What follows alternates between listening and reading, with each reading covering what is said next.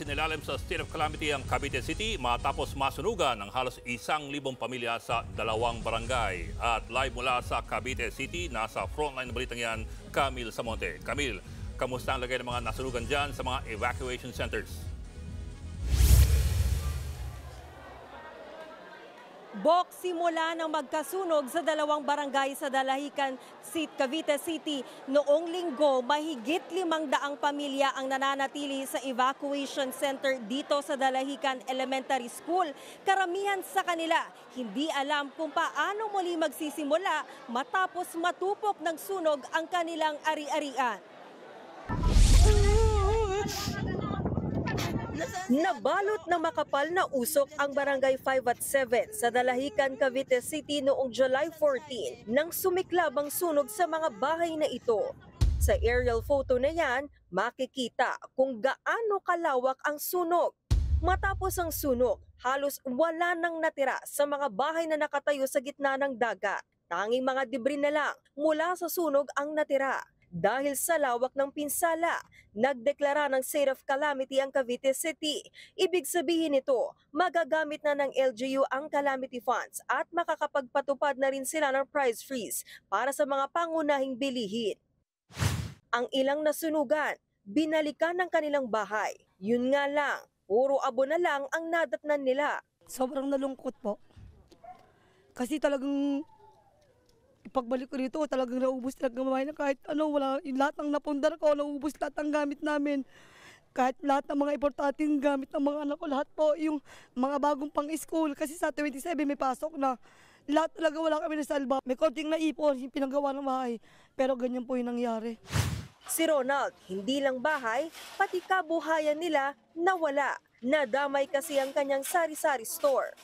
Ang naisip ko lang mga oras na yun is may ligtas ang pamilya, yun ang unang sa lahat. And then siguro iyak mo lang kasi nga masakit sa mga kasama ko na nakatira sa lugar na to, sa lahat ng pagsisikap at pagsusumikap nila sa buhay na may tagoy. Yung kahit na nandito kami sa lugar nito is masaya ang mga tao rito. Sa ngayon, inaalam pa rin ng mga otoridad kung ano ang pinagmulan ng sunog at kung magkano ang kabuang halaga ng mga ari-ariang natupok ng apoy. Pero sa kwento ng ilang nasunugan, nagmula ang apoy matapos sumabog umano ang welding machine sa isang bahay. Sa ngayon, nananatili ang mga nasunugan sa Dalahican at Santa Cruz Elementary School. Sa Dalahican Elementary School, nasa 30 pamilya ang nagsisiksikan sa kada classroom. Sa dami nila, pati ang pagkaing binibigay sa kanila, minsan ay nagkukulang na raw. Gusto ko nga makaalis na agad eh.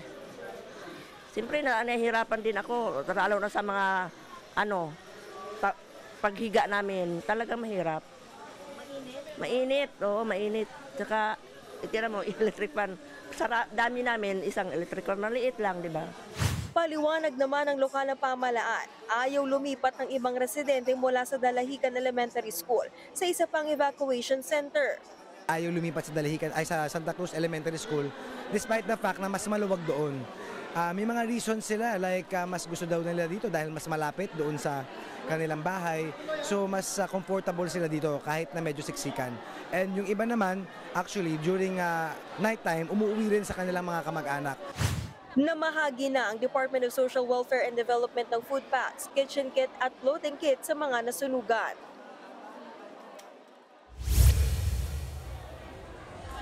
Bok, mamimigay din ng tulong pinansyal ang LGU. Nasa 40,000 pesos daw ang matatanggap ng bawat pamilyang nasunugan. Yan daw ang gagamitin nila para makapagpatayo muli ng bahay. I-verify naman ng Cavite City ang mga makakatanggap ng ayuda para masigurong kasama talaga sila sa mga nasunugan. Bok?